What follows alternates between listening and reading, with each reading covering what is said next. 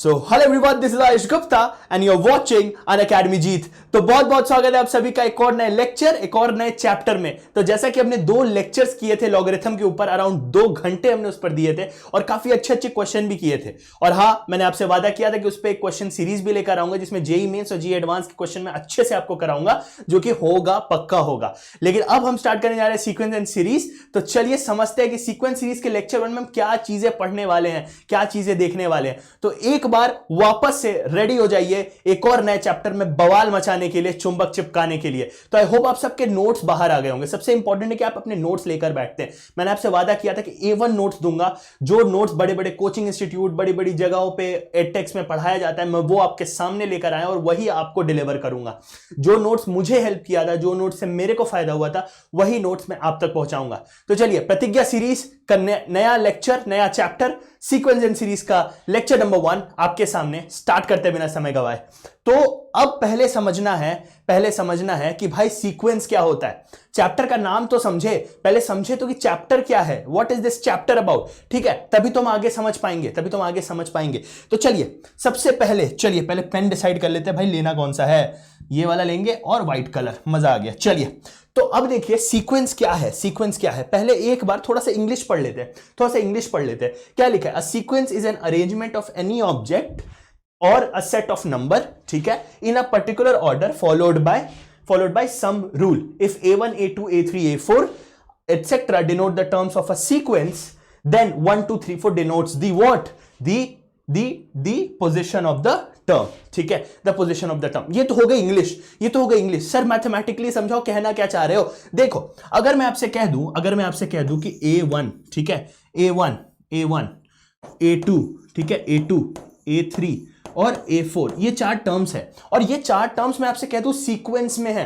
ये 4 टर्म्स आपसे सीक्वेंस में है, ये एक ऑर्डर फॉलो कर रहे हैं। ठीक है, तो आप इसकी पोजीशनिंग कर सकते हो। कैसे कर सकते हो सर? क्या होती है पोजीशनिंग? अरे ये देखो, ये नंबर 1 पे खड़ा है, ये नंबर 2 पे, ये नंबर 3 पे, ये नंबर 4 पे। समझ आ रहा है? तो ये इनकी पोजीशनिंग हो गई। यानी कि नंबर 1 पे जब आप बोलोगे तो A1 ही बैठा होगा, ये इसका मतलब है। यानी कि मैं आपसे पूछूं कि क्या बेटा 3 2 1 एक सीक्वेंस है?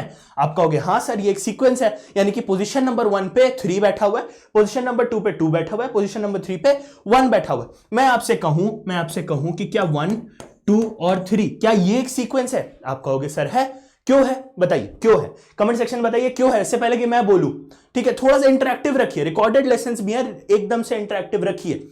ठीक है, क्या होने वाला है? क्या ये सीक्वेंस है? बिल्कुल है। क्यों सर? क्योंकि नंबर 1 पे 1 बैठा है, नंबर 2 पे 2 और नंबर 3 पे 3। तो मजा आ रहा है ना? क्या प्रॉब्लम है? कोई दिक्कत नहीं है।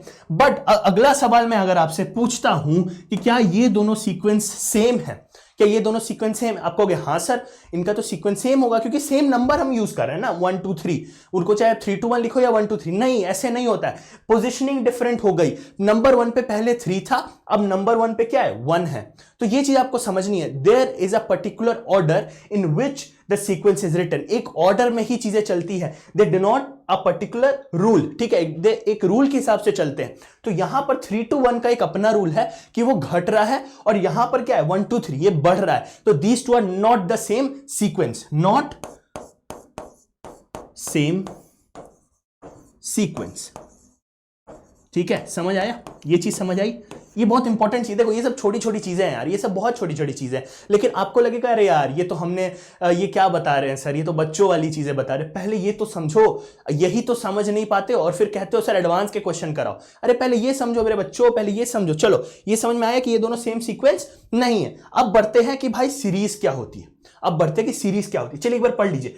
A sequence is a form of, a series, यहां पर एक सीरीज आएगी, इसको आप चेंज कर लीजिए, a series। ठीक है, a series is a form of sequence with algebraic expressions between the terms which include plus, minus, multiplication, even you can say divide। ठीक है, आप यहां पे divide भी यूज कर सकते हो, कोई दिक्कत नहीं। यानी कि algebraic एक्सप्रेशन यूज होने चाहिए। यानी कि कोई सीक्वेंस ले लीजिए, लेट्स से आप लेते हो सीक्वेंस 1 2 3 और 4, ये एक सीक्वेंस चल रही है। ठीक है, 1 2 3 4 4 टर्म का एक सीक्वेंस है।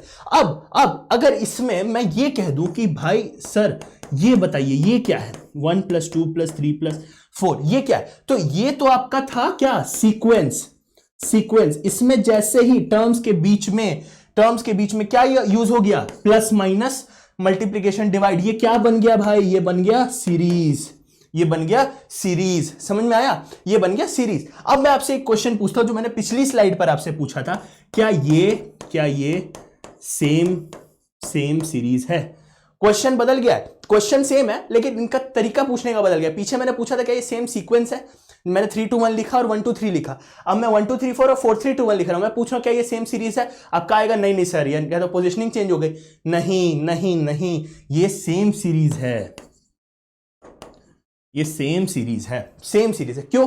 क्योंकि आप चाहे 1 + 2 + 3 + 4 करो या 4 + 3 + 2 + 1, सेम चीज आपको सेम रिजल्ट मिलेगा। सो इन केस ऑफ सीरीज एक ऑर्डर इतना इंपॉर्टेंट नहीं है, but in case of sequence नाम ही सीक्वेंस है। यानी कि कोई इवेंट, मैं आपसे कहूं कि मैं आज स्कूल गया और स्कूल में मैंने टिफिन खोला और वो टिफिन मेरे दोस्तों ने खाया, ठीक है, मैं यहां से स्कूल गया, मैंने स्कूल में टिफिन खोला और वो टिफिन मेरे दोस्तों ने खाया। मैं अगर आपसे ये कहूं मैंने स्कूल में टिफिन खोला, मैं घर से स्कूल गया और मेरे दोस्तों ने टिफिन खाया, कुछ समझ आया क्या चल रहा है? कुछ समझ आया कि भाई पहले स्कूल में टिफिन खोला, अब तू स्कूल जा रहा है और तेरे दोस्त अब खाना खा रहे हैं, ये क्या मतलब हुआ? एक सीक्वेंस ऑफ इवेंट्स, सीक्वेंस बहुत इंपॉर्टेंट चीज है इवेंट्स के केस में।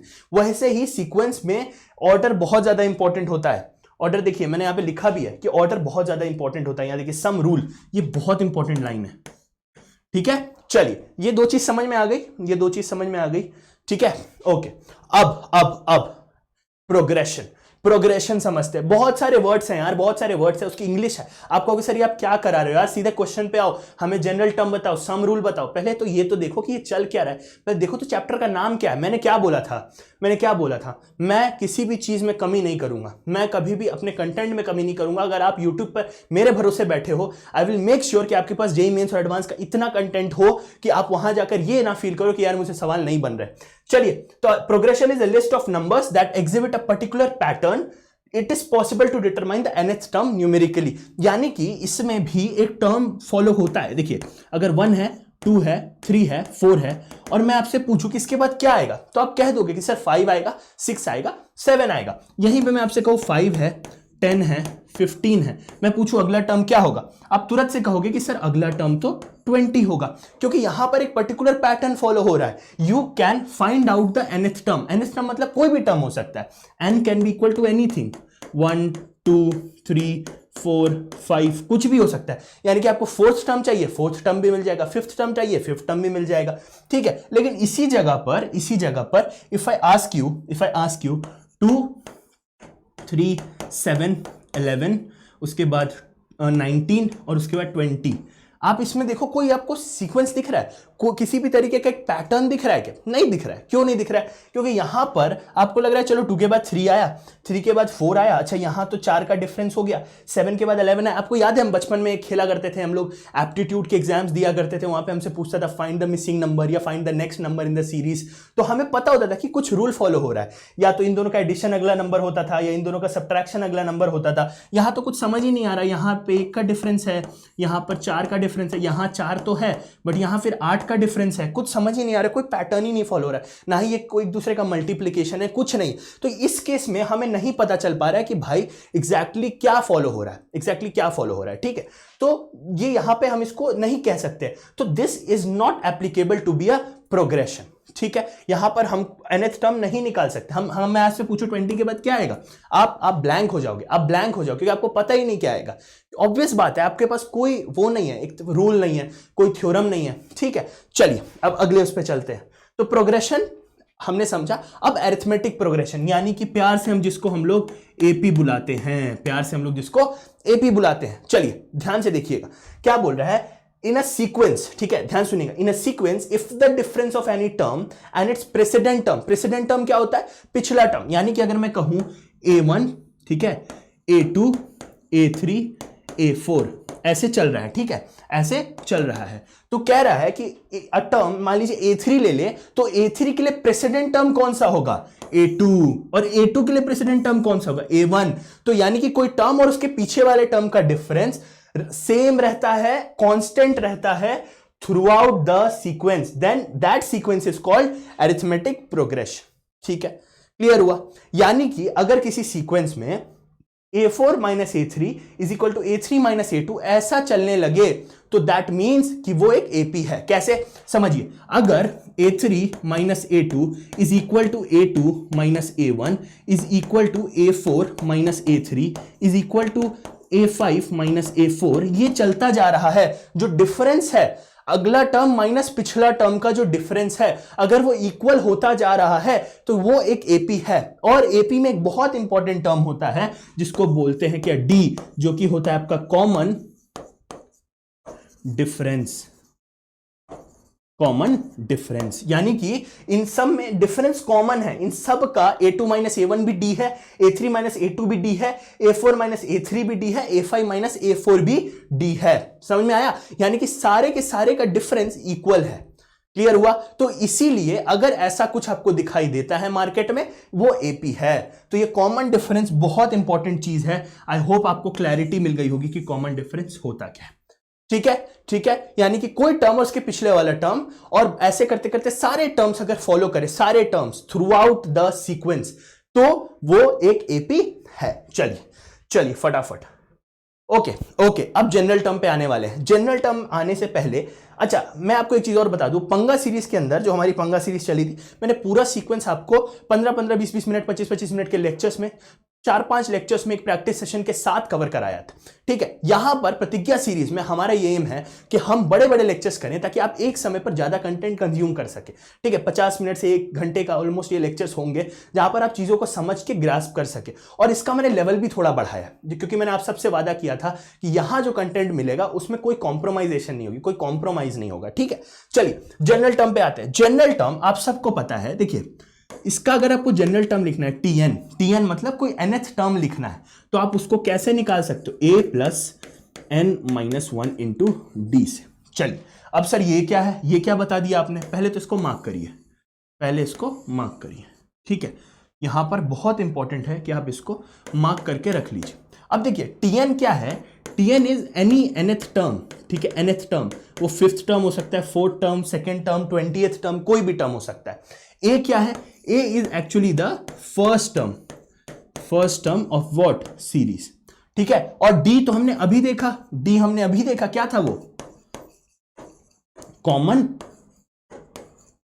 डिफरेंस। समझ आया, कॉमन डिफरेंस। और एन क्या है भाई, अगर एक बात बताइए, टीएन यानी कि अगर मेरे को 5th टर्म निकालना है तो टोटल नंबर ऑफ टर्म्स कितने हो गए जो हमें चाहिए, 5। यानी कि उसको क्या कह सकते हो आप, क्या कह सकते हो, टोटल नंबर ऑफ टर्म्स। यानी कि अगर आप लेट्स से अगर आप T5 निकालोगे ना, अगर आप T5 निकालोगे तो आपका N 5 हो जाएगा, ऑब्वियस बात है भाई। अगर आप T6 निकालोगे तो आपका N क्या हो जाएगा, 6 हो जाएगा। सिंपल सा बात है, यही फॉलो करना है। तो ये चीज को नोट कर लीजिए, समझ गए, ये चीज समझाने के लिए थी बस। आई होप आपको समझ में आ गई होगी। ठीक है, तो ये पूरा एक पैटर्न है जिससे जनरल टर्म आपका निकलता है। फॉर एग्जाम्पल अगर मैं आपसे कहूं कि भाई 2 है, 4 है, 6 है, 8 है, अगला टर्म बताओ, तो आप कहोगे 10। अब बिना समय गवाए कहोगे 10, अब बिना समय गवाए कहोगे 10। अगर मैं यहीं पर आपसे कहूं 10 है, 14 है, 18 है, नेक्स्ट टर्म क्या आएगा, नेक्स्ट टर्म क्या आएगा, आप कहोगे 22। आप कहोगे 22, क्यों, क्योंकि 4-4 से बढ़ रहा है ना सीरीज भाई, तो ये 22 हो जाएगा। तो ये तो होगा इजी सीरीज, बच्चों वाले सीरीज। टफ सीरीज आएगी तो क्या करोगे, टफ सीरीज आएगी तो क्या करोगे, मान लो कोई बहुत बड़ा डिफरेंस से आ गया 325, ठीक है, अगला आ गया मान लो लेट्स से 650, ठीक है, और अगला आ गया कुछ आपको निकालना है। अब यहां तो आपको दिख रहा है कि 325 है, ऐड करते जाओगे, मान लो 20th टर्म पूछ दिया तो कहां तक ऐड करोगे, कोई जनरल टर्म तो चाहिए, कोई फॉर्मूला तो चाहिए, ये वो फॉर्मूला है। कैसे है सर, कैसे है बताइए जरा, बताइए। चलिए मैं आपको कहता हूं 325 बड़ा टर्म ही ले लेते हैं, और 650, ठीक है, तो अगला क्या हो जाएगा 975, अगला क्या हो जाएगा 975 एंड सो ऑन। ठीक है, अब आपसे अगर मैं 4th टर्म पूछूं तो आप क्या करोगे, इसमें 325 ऐड कर दोगे, इसका कॉमन डिफरेंस हमें सीधा सीधा दिख रहा है 325। लेकिन मैं आपसे पूछता हूं कि T20 बताओ, इसका 20th टर्म बताओ, तब आपका थोड़ा सा दिमाग खराब होगा, अरे भाई कहां तक ऐड करेंगे, वहां पर काम आएगा ये वाला फॉर्मूला, ये वाला फॉर्मूला। आइए लगाते हैं ये वाला फॉर्मूला क्या होगा। तो देखिए अगर मुझे T20 चाहिए होता तो मैं क्या करता, a plus n minus 1d। a क्या है हमारा 325 प्लस n माइनस 1, n क्या है 20, तो n माइनस 1 क्या हो जाएगा 19, और d क्या है वापस से 325, 325। समझ में आया? तो यहां से आपका T20 आ जाएगा कितना, ये 325 प्लस 325, तो 325 और इंटू 20, 325 कॉमन ले लिया मैंने। समझ में आया? तो आपका T20 कितना आ जाएगा, देखिए 650 इंटू 10, 6500। इतना बड़ा कैलकुलेशन करना बच गया। समझ में आया? समझ में आया? ये चीज है, एक तरीका है, एक आपको मैं शॉर्टकट बता देता हूं। जब भी आपको Tn निकालना हो, मान लीजिए वो Tn फॉर एग्जाम्पल है T31, तो आपको अगर जनरल टर्म लिखना है तो फटाफट आपके दिमाग में आएगा a plus n minus 1 into D. आप फटाफट उसको लिखो, जो भी टर्म निकालना है 31st टर्म निकालना है, डी के आगे उससे एक छोटा नंबर लगा दो। यानी कि अगर 31st टर्म चाहिए तो a प्लस 30d आपको चाहिए। अगर आपको 28th टर्म चाहिए तो a प्लस 27d, जो भी टर्म है उससे एक छोटा टर्म लिख के d से मल्टीप्लाई कर दो। अगर आपको T57 चाहिए तो आप a प्लस 56d कर दो। समझ में आया? ये लॉजिक समझ में आया? ये पूरी चीज समझ में आई किस तरीके से फ्लो चल रहा है? ठीक है, आई होप आपको ये सारी चीजें क्लियर हो गई होंगी। बहुत इंपॉर्टेंट, अगर यहां तक आपको सारी चीजें क्लियर हो गई है, चुंबक चिपक गया कमेंट में भर दो। ठीक है, मजा आएगा यार, मजा आएगा। यहां तक चीजें क्लियर है, आपको समझ में आ गया? कुछ क्वेश्चंस करे समझने के लिए कि समझ आया भी है कि नहीं। लेवल बढ़ाना है, लेवल कम नहीं होना चाहिए। ठीक है, आई होप आपको समझ में आ गया। एक बार मैं पिछली स्लाइड पे आपको लेके चलता हूं, देख लीजिए। अब भूलना नहीं है, ये नहीं कि सर मैं तो भूल गया। चलिए क्वेश्चन करते हैं। बढ़िया क्वेश्चन है, बहुत प्यारा क्वेश्चन है, पढ़िए एक बार। If in an AP A2 plus A5 minus A3 is equal to 10, A2 plus A5 minus A3, यानी कि A2 क्या है, बेसिकली T2 है। ठीक है, T2 plus T5 minus T3। ये मत कंफ्यूज होइएगा, सर ये A2 A1 तो पता था सर, A तो पता था, ये A1 A2 क्या हो गया? A1 का मतलब होगा कि फर्स्ट टर्म, A2 का मतलब होगा सेकंड टर्म, बस यही फर्क है। यहां पे क्या लिखा है, T2 प्लस T9। ठीक है, बस यही चीज है। A से डिनोट करिए या फिर T से डिनोट करिए, कोई प्रॉब्लम नहीं। समझ में आया? चलिए, तो अब हम इसको सॉल्व करते हैं। तो आपसे पूछा है value of A plus D. ठीक है, मुझको क्या बताया उसने कि A2 plus A5 minus A3 is equal to what, 10।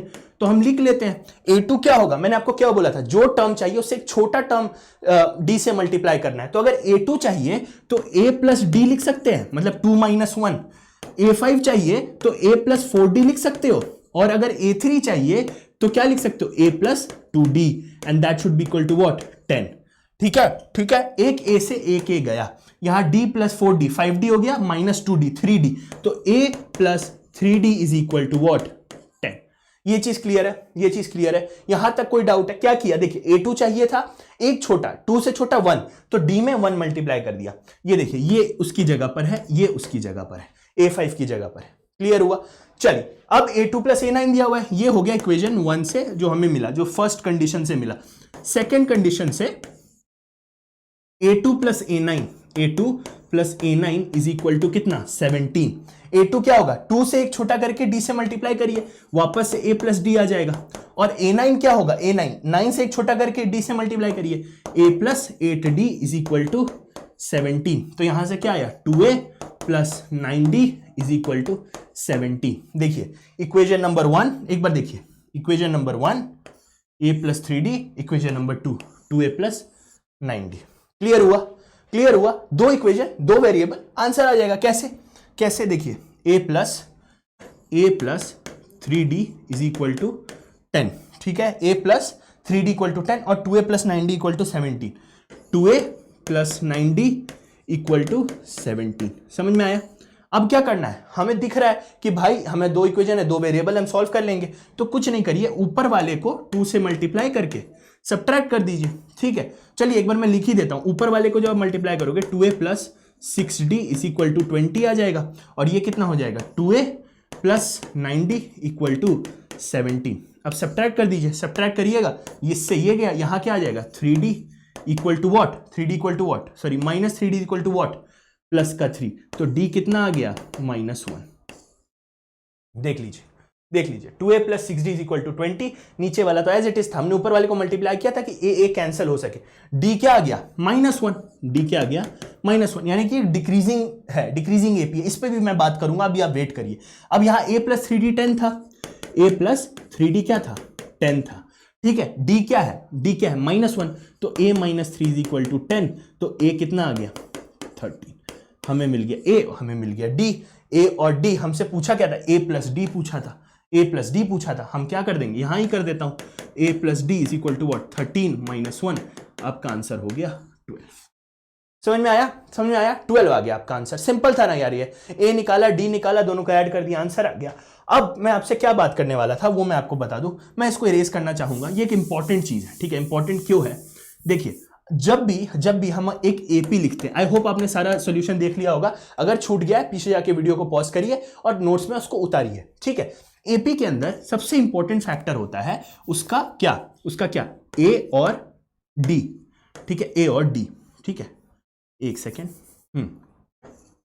ए और डी। अब देखिए ए से तो ज्यादा इतना फर्क पड़ता नहीं है, क्योंकि हम जनरल टर्म में ए का यूज करते हैं, अभी सम पढ़ाऊंगा उसमें भी ए और डी का ही यूज होता है, एन नंबर ऑफ टर्म्स होते हैं। अब देखिए ए तो उतना बड़ा फैक्टर नहीं है, यहां डी में दो चीज है, ये डी अगर पॉजिटिव होगा या डी अगर नेगेटिव होगा। अगर डी पॉजिटिव हुआ मेरे प्यारे बच्चों, अगर डी पॉजिटिव हुआ तो ये एक इंक्रीजिंग एपी होती है, इंक्रीजिंग एपी होती है।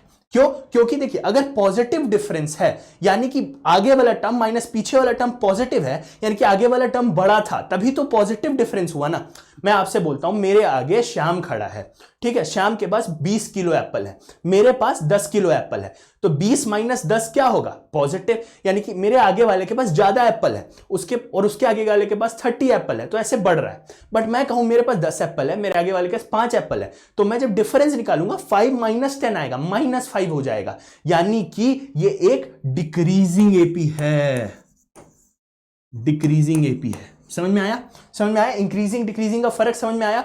तो आपको डी से पता चलेगा कि पॉजिटिव डी होगा तो इंक्रीजिंग एपी होगा, और अगर निगेटिव डी होगा तो डिक्रीजिंग एपी होगा। ये चीज क्लियर हुई। ये एक छोटी सी बात थी लेकिन इंपॉर्टेंट है। कई बार जेई मेंस जेई एडवांस में ऐसे क्वेश्चन आ जाते हैं जहां पर आपको डायरेक्ट यहां कमेंट करना होता है, किस पे, कि भाई वो डिक्रीजिंग है इंक्रीजिंग है। कई बार चीजें है ना डी से पता लग जाती है, कॉमन डिफरेंस है। आई होप यहां तक चीजें क्लियर होंगी। चलिए आज क्या हो रहा है, जनरली मैं यहां पर स्लाइड चेंजर रखता हूं, मैंने इस साइड रखा है तो दिमाग इधर जा रहा है, दिमाग है ना डिक्रीजिंग एपी हो रहा है भाई। मैं इधर जा रहा हूं फिर मेरे को याद आ रहा नहीं यार इस साइड है मेरा, तो इस साइड है मेरा। तो चलिए नेक्स्ट सवाल पे आइए। बहुत प्यारा सवाल है ये वाला।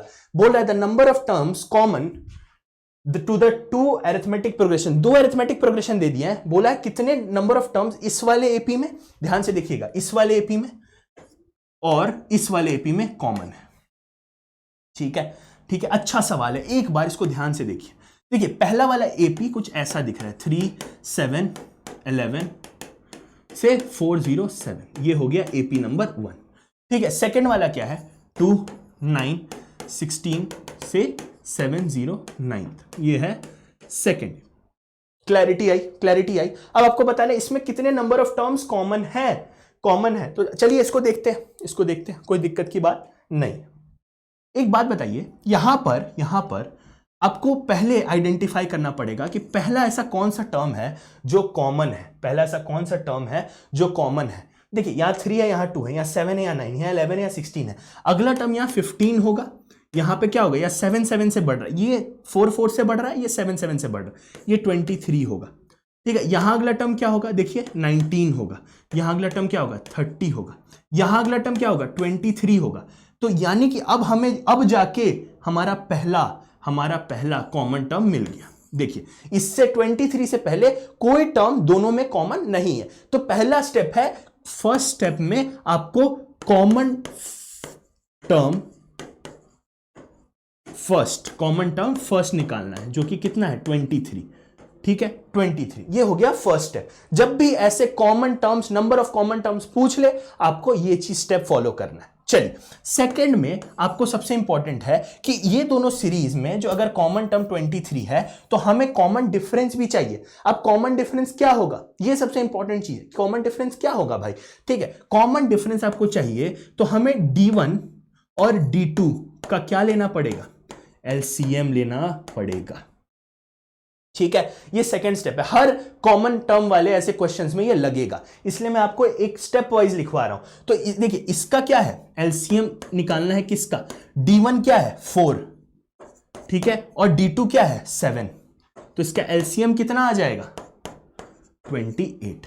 समझ में आया? यानी कि इन दोनों सीरीज को अगर कॉमन टर्म्स निकालने हैं तो हमें वहां पे यूज करना पड़ेगा क्या क्या 28 एज अ कॉमन डिफरेंस। चलिए अब हमारे पास फर्स्ट कॉमन टर्म है, हमारे पास कॉमन डिफरेंस है, तो अब बढ़ते हैं। चलिए अब बढ़ते हैं।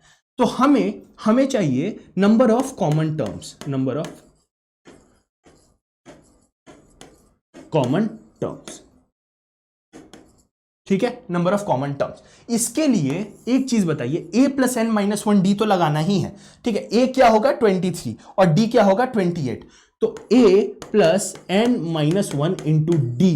अब एक बात बताइए, अगर कॉमन निकालना है तो हमारे पास एक स्टार्टिंग टर्म है और हमें एक टीएन टर्म तक जाना है, टीएन टर्म तक जाना है। बट अब ये चीज निकालना कि टीएन टर्म कौन से कॉमन होंगे ये बहुत डिफिकल्ट है। लास्ट टर्म देखिए, फर्स्ट टर्म हम निकाल लिए क्योंकि थोड़ा इजी था निकालना।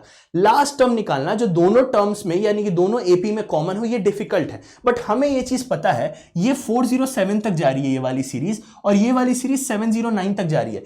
यानी कि जो भी टीएन होगा वो किससे छोटा होगा, वो किससे छोटा होगा या किसके बराबर होगा 407 के।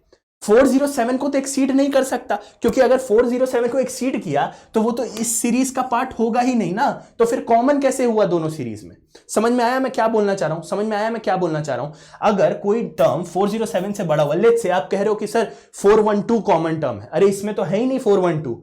समझ में आया? तो जो भी टर्म हो सकता है कि 407 ही वो कॉमन टर्म हो, इधर भी और इधर भी, वो हमें पता लग जाएगा। जो भी कॉमन टर्म होगा that has to be less than और इक्वल टू कितना 407। बस आपको इस पूरे को लेस देन क्या करना है 407। ए क्या था 23, देख लीजिए पीछे जाके देख लीजिए, और डी क्या था, डी क्या था 28 and that has to be less than 407।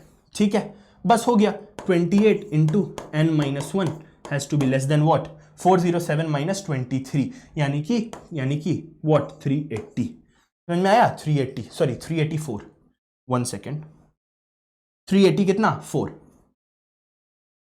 यहाँ पे मिटाते हैं जल्दी जल्दी, 384। ये समझ में आया? अब आपको क्या करना है, n माइनस 1 को लेस देन इक्वल टू करना है कितना 384 डिवाइडेड बाय 28 से। देखिए ये 28 को उस साइड ले गए। स्टेप समझ में आ रहा है क्या कर रहे हैं? समझ में आ रहा है? अब देखिए 384 और 28 कितना आएगा लगभग, कितना आएगा लगभग, देखिए ध्यान से। 28 1 जा 28 और इधर कितना होगा 10 बचेगा 104।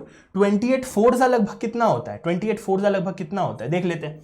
28 4 जा 8 4 जा 32 का 2 3 बाय 4 2 जा 8 112, यानी कि 3 बार में ही चला जाएगा, 13 आएगा, अराउंड 13 पॉइंट समथिंग आएगा। यानी कि n minus 1 has to be less than what 13 point कुछ, मान लेते हैं 13.56 ऐसा कुछ आ रहा होगा। मतलब नहीं है, डेसिमल पार्ट से कोई खासा मतलब नहीं है। तो यहां से जो n आएगा ना, यहां से जो n आएगा वो कितना आएगा, देखिएगा ध्यान से, देखिएगा ध्यान से। n minus 1 has to be less than what 13 point something. ठीक है, 13 पॉइंट समथिंग। तो n has to be less than what 14 point something. समझ रहे हो, समझ रहे हो, दिख रहा है, क्लैरिटी है। यानी कि अगर n minus 1 is less than 13 point something तो n should be less than 14 point something. वो 1 को उस साइड भेज दिया। तो हमारा जो आंसर होगा that has to be an integer. n कभी सुना है, n क्या होता है, नंबर ऑफ टर्म्स होता है यार। n क्या होता है, नंबर ऑफ टर्म्स होता है। तो n कभी भी नॉन इंटीजर हो सकता है क्या भाई? या तो नंबर ऑफ टर्म 10 होंगे, 20 होंगे, 15 होंगे, 16 होंगे, ऐसे ही होगा। तो यानी कि हमें इंटीजर लेना है एनीथिंग लेस देन 14.7। एनीथिंग मतलब क्लोजेस्ट टू 14 पॉइंट समथिंग। तो जो क्लोजेस्ट टू 14, लेट्स से ये 14.23 आता है, ठीक है 14.23 आता, तो समथिंग लेस देन 14.23 कितना होगा 14 ही होगा। So any integer less than 14 point something is actually 14 and this is your answer. समझ में आया? समझ में आया? इजी क्वेश्चन था यार, इजी क्वेश्चन था। हमने क्या किया देखिए फिर से, हमने क्या किया, सबसे पहले हमने देखा दोनों सीरीज का कॉमन टर्म कौन सा है। पहला कॉमन टर्म निकालना हमेशा जरूरी है और इजी होता है, हमने निकाल दिया। उसके बाद हमने एलसीएम लिया d1 और d2 का, वो कितना आया 28, 4 और 7 का एलसीएम लिया। उसके बाद हमने क्या किया, टीएन लगाया। हमें पता है कि जो भी कॉमन टर्म आएगा उन दोनों सीरीज में होना चाहिए और 407 से छोटा होना चाहिए। ठीक है, हमने वो चीज लगा दी, हमें मिल गया कि n should be less than 14 point something. The closest integer to 14 point something is 14 itself and hence you got your answer, that was 14। चलिए बढ़े बढ़े बढ़े बढ़े कि नहीं, चलिए सम ऑफ एन एपी पे पहुंच चुके हैं, सम ऑफ एन एपी पहुंच चुके, दो अच्छे सवाल कराए हैं, कॉमन टर्म्स के बहुत सवाल आते हैं। एक चीज याद रखिएगा, स्टेप याद रखिएगा, स्टेप याद रखिएगा, first find the common, sorry first find the first term, then find the common difference, then apply less than वाला सीन। चलिए चलिए चलिए, sum of an AP, sum of an AP, फटाफट इसका फॉर्मूला लिखिए। एसएन, एसएन क्या होता है, सम ऑफ एन टर्म्स, ठीक है, sum of n terms, and that is equal to n by two into 2a plus N minus 1 into d. ये चीज क्लैरिटी है कि नहीं, ये आपको नोट कर लेना है, ये आपको नोट कर लेना। क्लियर हुआ, क्लियर हुआ, ये इसको स्टार मार्क भी कर लीजिए, बहुत इंपॉर्टेंट है, बहुत इंपॉर्टेंट है, ये बहुत अच्छा फॉर्मूला है, बहुत अच्छा फॉर्मूला है, इससे आपको कई चीजें मिलती है। और अगर आपके पास लास्ट टर्म है, अगर आपके पास उस सीरीज का लास्ट टर्म है, तो आपको और कुछ करने की जरूरत नहीं है, आप सीधा ये वाला फॉर्मूला अप्लाई कर सकते हैं। ठीक है, एन पता था, ए पता था, एन डी सब पता है, यहां एन पता है, ए पता है, एल मैं बता देता हूं, एल क्या होता है, लास्ट, लास्ट। ठीक है, समझ में आया, यानी कि पहला वाला तब लगाना है जब आपके पास लास्ट टर्म नहीं हो, और 99.8% केसेस में, 99.8% केसेस में, डिटॉल से थोड़ा कम केसेस में आपके पास एल होगा ही नहीं, तो आपको पहला वाला ही फॉर्मूला लगाना है। दूसरा वाला कब लगाएंगे, जब आपके पास एल भी होगा। समझ में आया, एल क्या है, लास्ट टर्म। चलिए समझ में आया, बढ़ सकते आगे फटाफट, इजी इजी है ना, देखिए फॉर्मूला रटिए, फॉर्मूला रटिए, इजी। आप रटना क्या है, मतलब 10 सवाल 20 सवाल लगाएंगे सम के, आपको ये फॉर्मूला अपने आप दिमाग गट करके आ जाएगा। समझ में आया, चुंबक चिपक रहा है तो कमेंट सेक्शन में डालिए, टाइम स्टैम्प के साथ लिखिए कि सर इस पोजीशन पे ऐसा चुंबक चिपका है, ऐसा दिमाग फटका है, इतना मजा आया है कि सर क्या ही बोले। चलिए फटाफट, अब समझते हैं कि इसका एप्लीकेशन क्या है। मैं आपसे कहूं, मैं कोई इजी सीरीज लेता हूं, मैं आपसे कहूं 2 8 14, ठीक है, और 6 से ये सीरीज बढ़ रही है, आपको दिख रहा होगा, ठीक है, 6 से बढ़ रही है, 20 और 26। आप इसका सम बताइए क्या होगा, इसका सम बताइए क्या होगा। 2 + 8 10, ठीक है, 10 + 4 14, 24, 24 + 20 कितना हो गया, 24 + 20 44, 44 + 26 कितना हो गया, 70। समझ में आया, 10 24 44 50 60 70 70 आ गया। सर अब ये उस फॉर्मूले से भी आ जाएगा क्या, बिल्कुल आएगा, तभी तो फॉर्मूला लिखवाया है। कैसे आएगा सर, देखिए इजी एप्लीकेशन से सीखिए, उसके बाद तो क्वेश्चन टफ है ही। ठीक है, Sn = n/2, n कितना है यहाँ पे, पिछला फॉर्मूला देखिए, n/2, n चाहिए, टोटल नंबर ऑफ टर्म्स कितने, 1 2 3 4 5, तो 5/2 इंटू 2a, a क्या है, फर्स्ट टर्म 2 है, 8, तो 2 × 2 plus n-1 into D, n-1 क्या है, 5-1 यानी कि 4 × डी, डी क्या है सर, 6 से ये सीरीज बढ़ रही है, तो Sn क्या होगा सर, 5/2 इंटू 4 प्लस कितना है 24, तो ये कितना हो गया 28, यहां से काटा 14 आ गया, आंसर क्या हुआ 5 × 14, दैट इज इक्वल टू, समझ में आया क्या, 70। यही करना था भाई, यही क्वेश्चंस है, यही फॉर्मूला है, इजी पीजी चल रहा है या नहीं, जल्दी बताइए। चलिए आइए क्वेश्चन करते हैं। ओहो, ये तो मजा है भाई, ये तो मेरे नोट्स का सवाल आ गया, समझ आ रहा है, क्वेश्चन दिख रहा है क्या आप सभी को, क्वेश्चन दिख रहा है क्या, पूछ रहा है कि how many terms of the series has to be taken so that this series the sum is 300, explain reason of double answer. Double answer मतलब कि दो आंसर आएंगे, आपको एक्सप्लेन करना है कि ये वाला क्यों आया और वो भी क्यों आया, दो क्यों टर्म्स आए, दो नंबर ऑफ टर्म्स क्यों आए। ठीक है, तो देखिए यहां पर सीरीज क्या दे रखा है, सीरीज दे रखा है 20 + 19 1/3, ठीक है, प्लस 18 2/3 प्लस, ठीक है, तो बोल रहा है कि सीरीज दे रखी है और कितने टर्म्स लेने पड़ेंगे ताकि सम क्या आ जाए 300 आ जाए।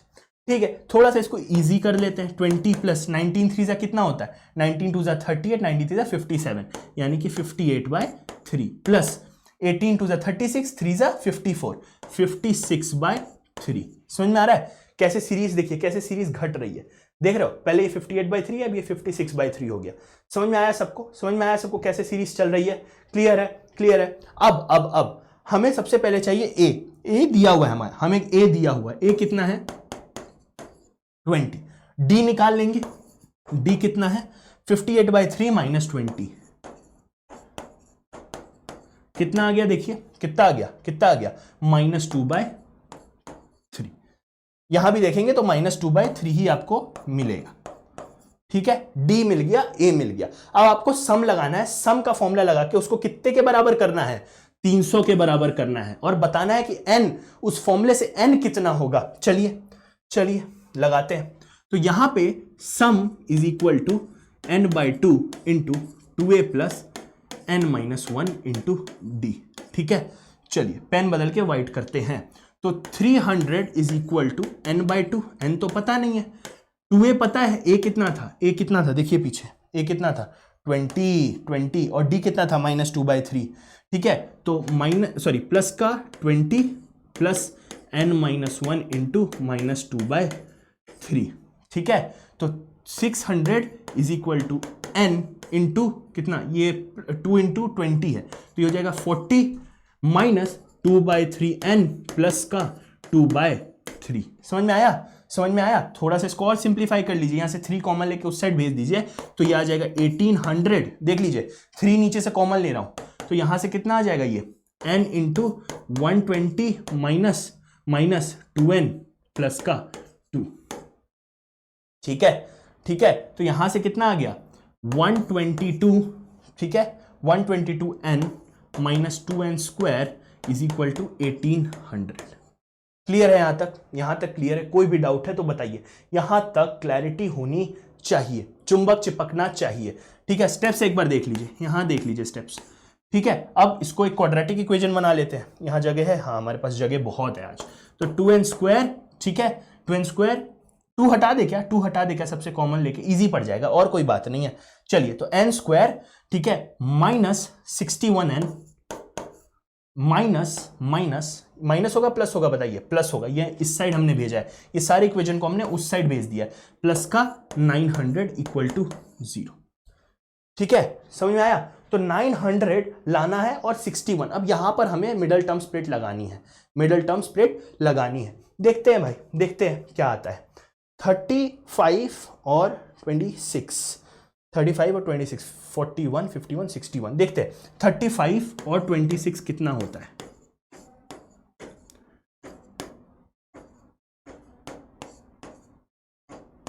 $910 आ रहा है।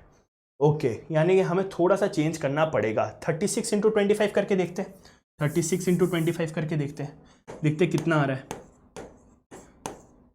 5 is 15, 18, 6 is 12 by 1, 3 to 6, 8,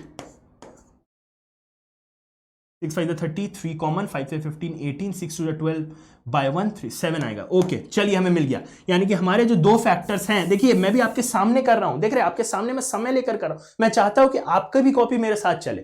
देखिए मेरे पास एक ऑप्शन था, मैं इसके आंसर रट कर आता, आपको लिख के देता, आप नोट करते, आप घर जाते।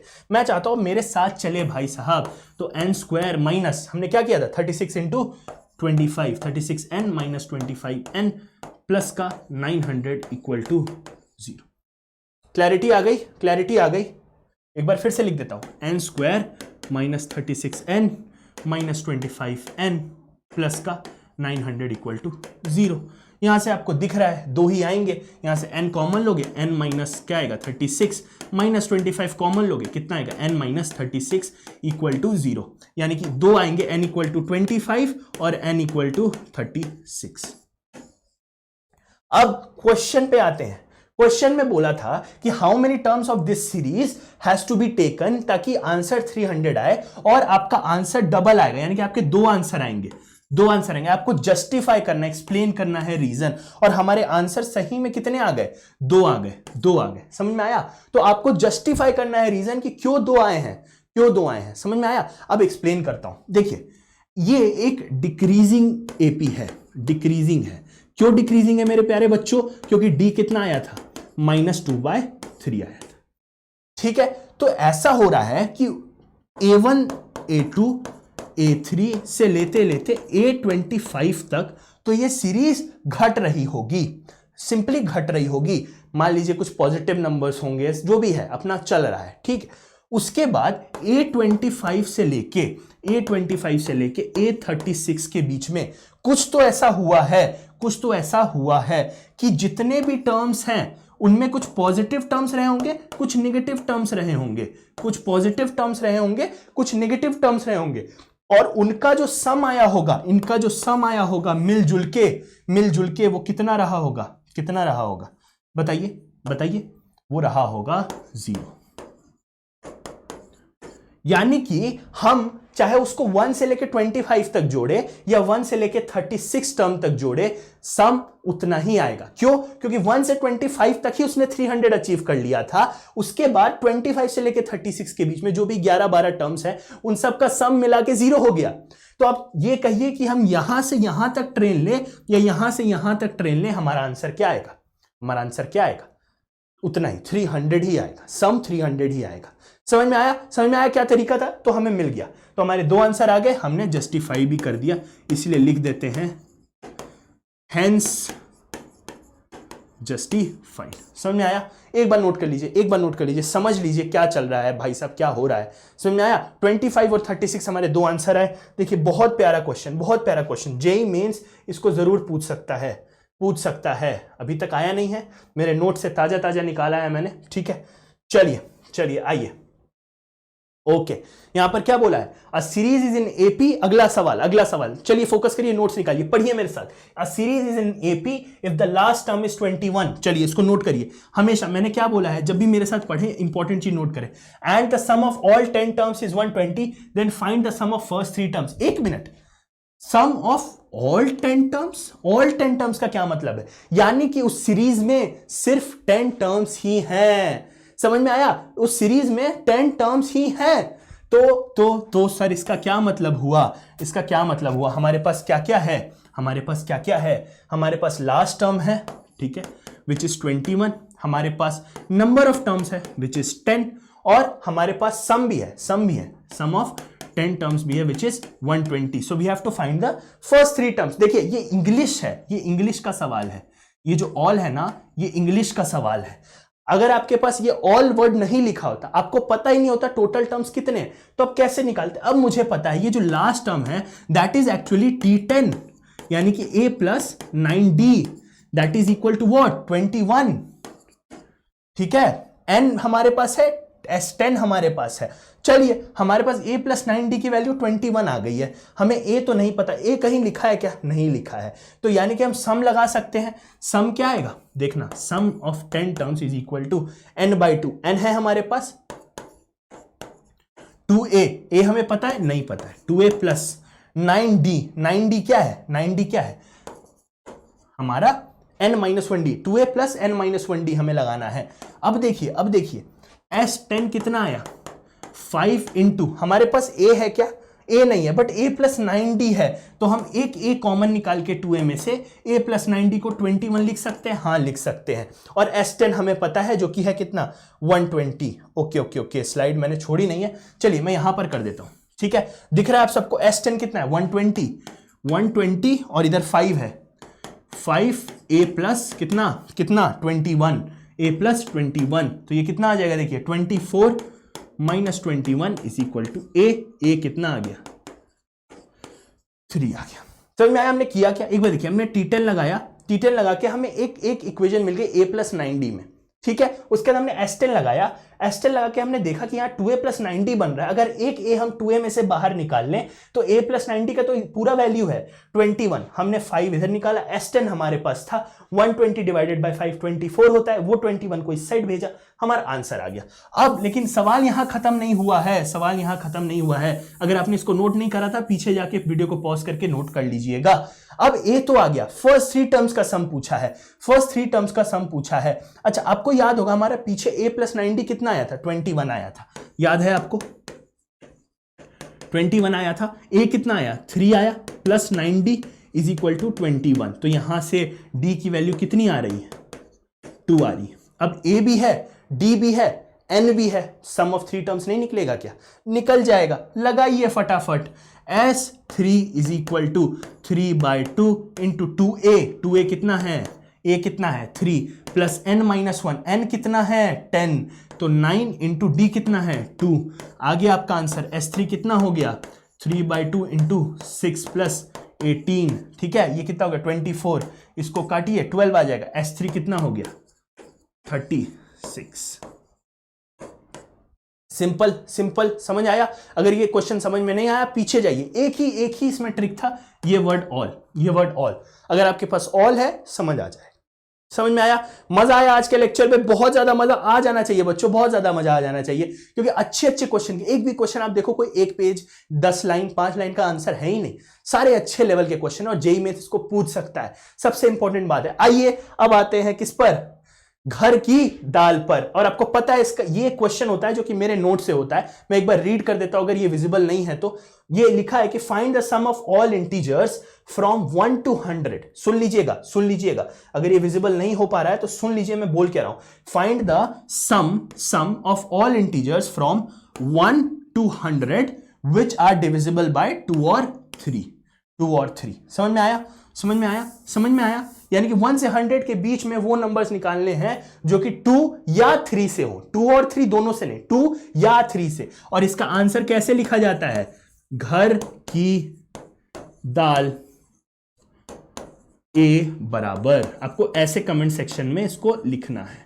ए क्या होता है? जो भी इसका आंसर होगा, इसका आंसर अगर 3 है 4 है तो आपको लिखना है घर की दाल 3 बराबर या घर की दाल 4 बराबर, जो भी इसका आंसर है, मुझे नहीं पता।